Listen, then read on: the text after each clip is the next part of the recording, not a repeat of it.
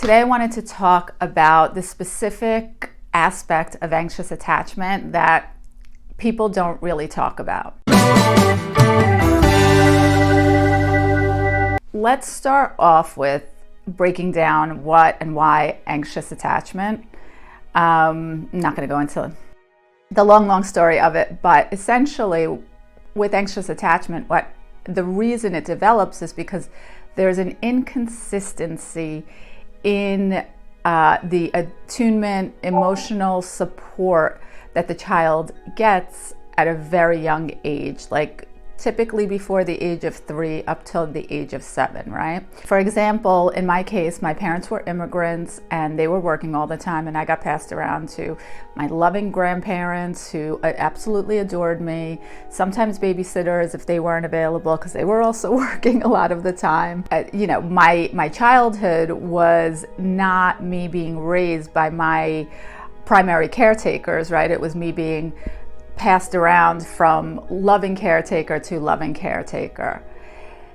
However, as a child, right, as a baby, in your youngest years, you look for that bond that is the original bond, right? Like the bonds with your mom. And my mom worked all the time, right? Like from after having me, she was already working. She took her 3 months, I guess, and then went back to work. So it's really important to understand that what happens with the child, right, especially a child before the age of 3 that doesn't understand the concept of time, is that they're constantly looking for that original bonded parent.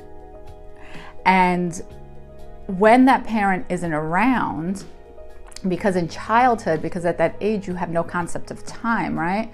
So your mom says or your dad says, I'll be back at 6, I love you, grandma's gonna be with you. Even if it's in the most loving context possible, they're gone and you don't know what 6 o'clock is. You don't know when to wait for. You're in a perpetual state of waiting and not knowing if the parent is going to come back, because that's the natural response that a child has. They just don't know if, and they just don't know when.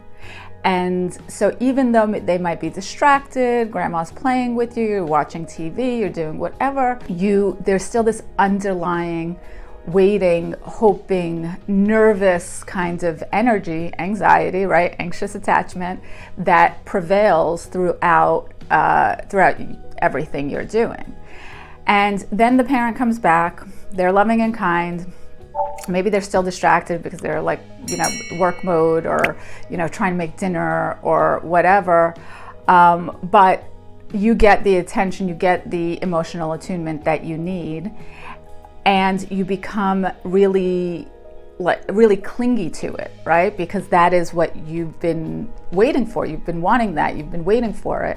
And so you become very clingy to your parent. This now manifests in adulthood, right? So we all know at this point probably that the anxious type is the more clingy type, right? But the part that I want to talk about that I think is kind of overlooked is this ingrained natural state of waiting. And the adult anxious attacher is used to waiting, is used to inconsistency. They never knew when their parents were coming back or, when they would get that attention again. The adult anxious attacher, it's ingrained in you to wait, to be waiting for something. It's ingrained in you to accept and expect inconsistency in loving relationships, because you never knew when it was coming back. You had no concept of time and you never knew when it was coming back. So you have this underlying foundation of comfort with inconsistency, comfort in waiting.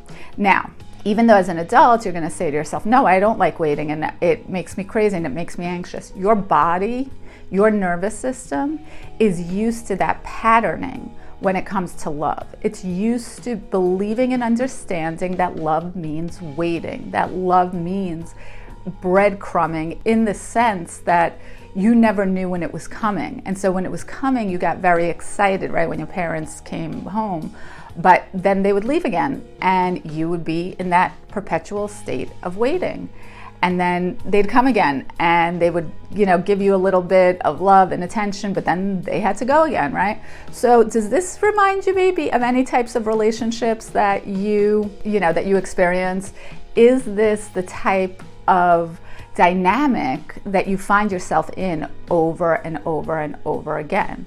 Because this comes directly from the anxious attachment that you developed in childhood, and it comes specifically from that patterning of what you believed inside your body, inside your nervous system, love to be. Now, the reason I'm talking about this is because it shows up in a lot of ways, and not just in relationship and accepting breadcrumbing and accepting things that don't really meet your kind of conscious standard, but yet you allow yourself to be involved in them anyway. But it also shows up in life and in potentially work and in procrastination.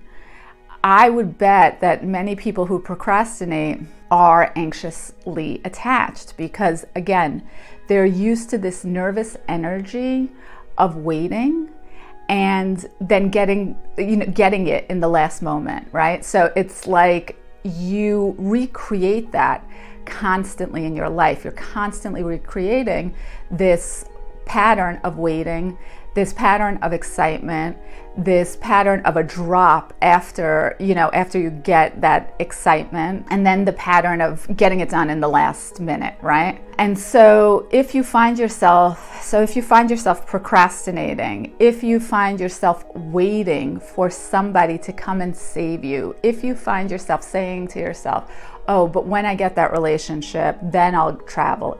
When in a relationship and I get married, then I'll buy a house. When I do this, then that, right?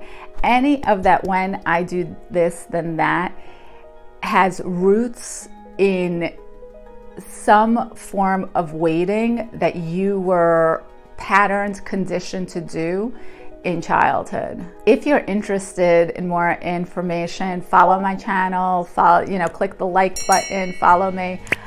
If you actually want to work through this, right? Clear out this subconscious patterning, clear out this thing that's holding you back, right? This limiting belief that you have to wait for somebody to come and save you, that you have to wait for something to come and save you. Join my group. It's starting January 18th. I am super excited to get deeply into these issues so that not only can we resolve your love life, but also get you on a path where you feel great about your life overall, with or without a partner.